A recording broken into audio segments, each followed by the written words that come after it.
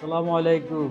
ছাত্রলীগের ভাই ও বোনেরা। তো ছাত্ররা যে কোটা নিয়ে আন্দোলন করছে চাকরিতে কোটা দেওয়ার জন্য, তাহলে তো তোমরাও কোটা পাবে।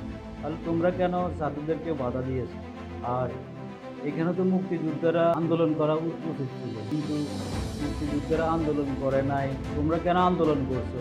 মুক্তিযোদ্ধারা তো একটা কোটা পায়, মাসে মাসে বেতন পায়, আবার তাদের ছেলে মেয়ে নাতি নাতনি তারা বেতন পায়, আবার কোটাও পাবে, চাকরি পাবে। তোমরা কি পাবে?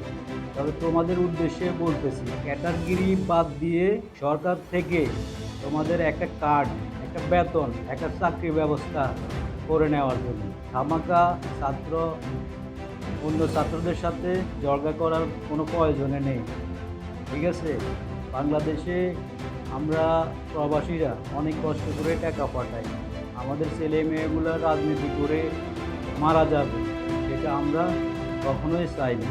তবে আমি আবারও বলছি, সরকার থেকে তোমরা একটা কোটার ব্যবস্থা করবে। আওয়ামী লীগের যারা আছো, ছাত্রলীগ তোমরা সবাই সরকার থেকে কার্ড করে নেবে, এমনকি প্রতি মাসে মুক্তিযোদ্ধাদেরকে যেরকম ভাতা দেয় সেরকম ভাতা করে নেবে। নইলে এই দল করবে না। আর নইলে তোমরা সবাই ক্যাডার বাহিনী, টাকার বিনিময়ে তোমরা এসব কাজ করছো।